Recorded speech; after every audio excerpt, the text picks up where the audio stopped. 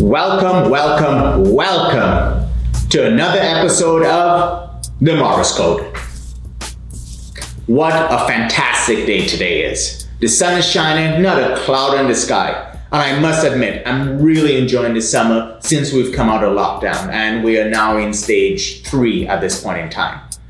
Anyway, I hope you're making the most of this newfound freedom or being able to get out there and support one of your local restaurants, stores, whatever you're doing. Just be safe, mask up, and enjoy the great weather.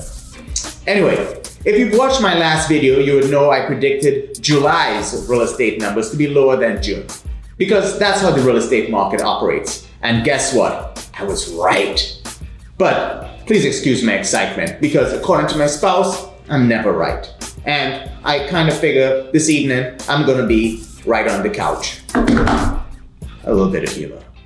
Anyway, before we get into the numbers, if you or anyone that you know are in need of professional real estate services, please contact me. I would love to have the opportunity to work with you. Now, on to the numbers.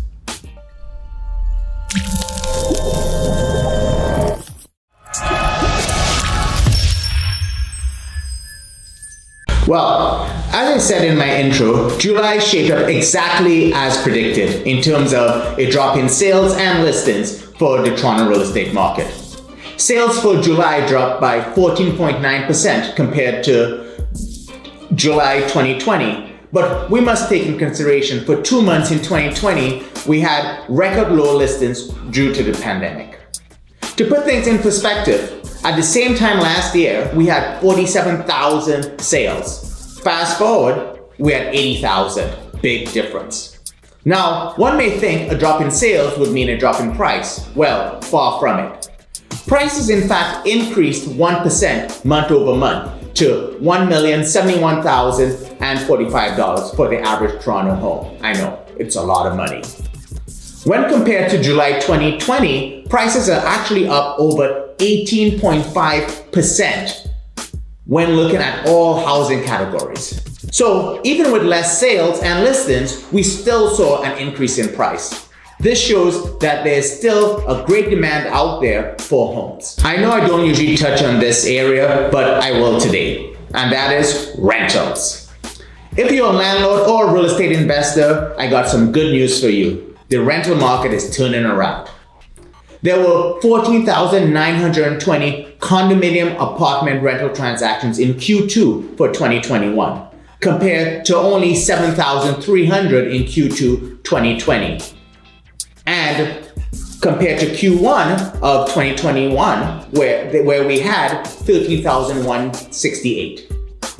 So the number of condos listed for rent during the second quarter was also up to 24,789, which was about 15% compared to Q2 in 2020, but down compared to the 28,784 units that were listed in Q1 2021. So this goes to show you that there's definitely a lot more demand for condo units and condo units in terms of rentals in general. But the big thing is, what we've seen is a change in prices. We've seen an increase, and that's a word that I haven't used for quite some time when it's come to rentals. Rental prices are up about 4.5%, and that's broken up between 1 and 2 bedroom rental units. And I fully expect to see further gains as August moves along, as I'm starting to see a definite rush for units as schools and businesses are starting to open back up in the downtown core. I will even say this, and based on my experience out there, I recently had 2 units, and one of the units was a rental that I had last year, and it came back onto the market. In 2020, at the same time, it took me 40 days to get the unit rented. Fast forward 2021, we got it rented in 4 days. So you see where the market's going. For August, we can expect a further drop in sales, and don't be surprised if it's going to be over 10%. People are busy enjoying the weather, and you know what? You can't blame them. However, don't expect to see a drop in prices. I think that the prices will definitely continue to hold moving forward. I actually expect them to increase because there is still demand for homes out there. But I also expect to see a bigger jump when it comes to the condo market, which has definitely started to heat up again. People are once more interested in living downtown Toronto. So it'll be really interesting to see what's going to happen over the next couple of weeks and months, especially in the condo market. In the meantime, if you have any questions, please feel free to reach out to me via my website at brantjmorris.com. Thanks for watching. Till next time, have a good one.